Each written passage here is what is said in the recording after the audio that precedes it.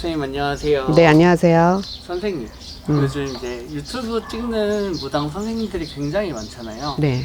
근데 이제 화면 속에는 좀 화려하게 나오기도 하시고 하다 보니까 좀 많은 분들이 무당 되면 돈 번다, 돈 벌려고 무당한다, 이런 말들이 점점 만들어지고 있는 것 같아요.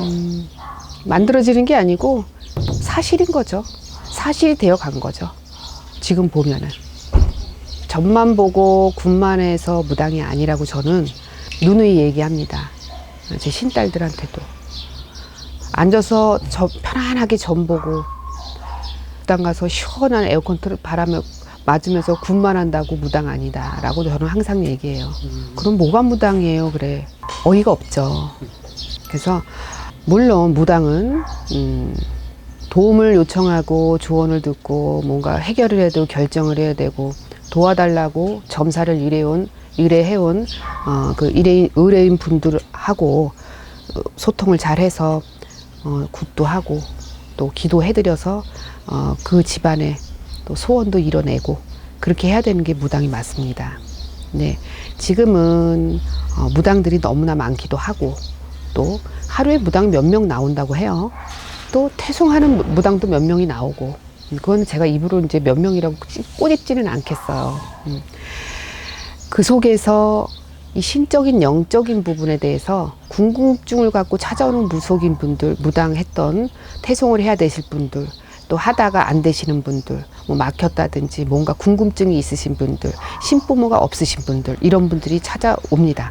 그 궁금증을 가지고.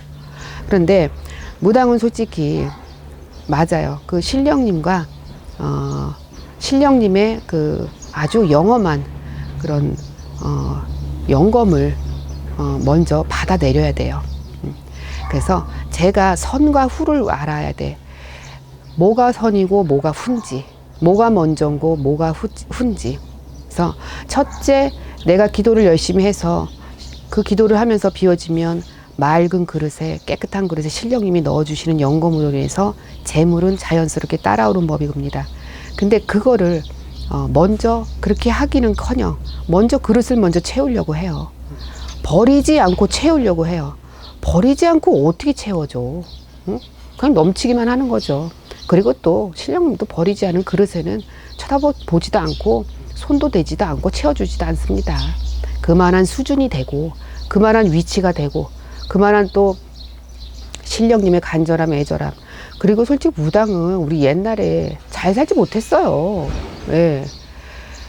남을 위해서, 내가 아닌 남을 위해서, 상대를 위해서 기도를 해주고 나는 어떻게 되든지 말든지 먼저 해주고 나면 나랑 같이 자연스럽게 잘 되는 거예요. 그 원리들이 다 있거든요. 근데 요즘들 보면은 제가 아까도 얘기했듯이 깊은 우물의 맛을 보지 못한 무당들이 굉장히 많아요. 근데 이렇게 얘기하면 또 나 잘난 체 하는 것 같잖아요. 너는 뭐 깊은 우물에 또 댓글도 막 달리는 거 아니야? 또 깊은 우물의 맛을 봤네, 어떠네, 또 이럴 거. 근데 하고 싶은 얘기는 제가 하랍니다. 내 개인 채널이니까. 그래서 그 깊은 우물의 맛을 보기 위해선 둥둥 떠있는 미세물이나 안 좋은 것들을 걷어내는 작업이 필요한 거죠. 그거는 뭐냐? 기도예요. 기도. 기도가 되면 어느 정도 무르익으면 그에 대한 대가는 꼭 따라온다는 거죠. 그래서 무당에 대해서 함부로 말하지 말할 것이며 함부로 비판하거나 평가하지 말고 내가 아닌 타인의 무당을 봤을 때 아유 저거는 어떻네 저떻네 함부로 평가하지도 말고 감히 어떻게 신명을 모시는 제자들한테 그렇게 함부로 평판을 하고 평가를 합니까? 각자 개개인마다 모시는 신명이 또 있기에 그걸 함부로 얘기하지 말고 그래서 무당이란 아픔을 함께 할 수 있어야 돼요. 아픔만 함께 하는 게 아니라 그 아픔을 함께 하며 해결을 해줄 수 있어야 돼요. 제가 집에 왔을 때 집안에 어려운 일들, 극복해야 되는 일들을 인간의 힘으로 안 되니까 우리를 찾아온 거기 때문에 신령님의 힘을 빌려서 그들을 도울 수 있을 때 그때 무당이라는 명호를 받아가야 되는 거예요. 그럴 만한 수준이 안 됐음에도 불구하고 무당, 무속인 그렇게 하지 말으시라는 거지. 네. 그래서 화려함 속에 물론 화려하죠. 무당은. 무당도 연예인들이랑 똑같아요. 신의 기생이냐 뭐 인간의 기생이냐. 옛말에 어르신들이 저희 할머니가 하시던 말씀. 신의 기생이 될래, 인간의 기생이 될래. 그래서 이제 신의 기생이 된 거고요, 저도. 그래서 항상 신령님을 모시는 신령님을 존중하고 항상 믿고 기도 속에서 얻어지는 뭔가들을 나눠줘야 되는 거예요. 나를 도와달라고 살려달라고 찾아온 그들한테 나눠줘야 되는 거예요. 나눠줄 수 있는 힘이 생겼을 때만 그들이 찾아오는 거거든요. 당연히. 그래서 그만한 수준이 되고 그만한 그릇이 되어야 무당이라는 그런 명호를 좀 자신 있게 당당하게 말할 수 있다라고 저는 봐요. 그래서 뭐 편안하게 뭐 점만 보고 앉아서 굿만 해고 나가서 굿만 뛴다 그러면 잘 불리는 무당이야. 굿 못 뛰어. 그럼 못 불리는 무당이고. 근데 보여지는 게 다가 아니라는 거예요. 함부로 무시하시도 말고. 저는 솔직히 못 불리는 무당, 못 불리는 신딸을 더 잘해주지 잘 불리는 신딸한테 더 잘해주진 않아요.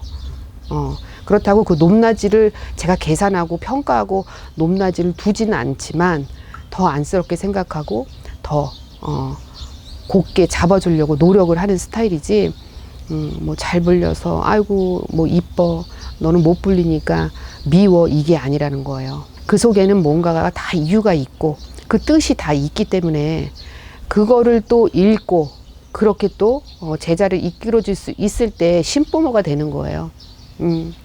근데 요즘에 봐봐요. 얼마 되지도 않은 무당들 막 신자손들 막 내잖아요. 많이 위험한 일이에요.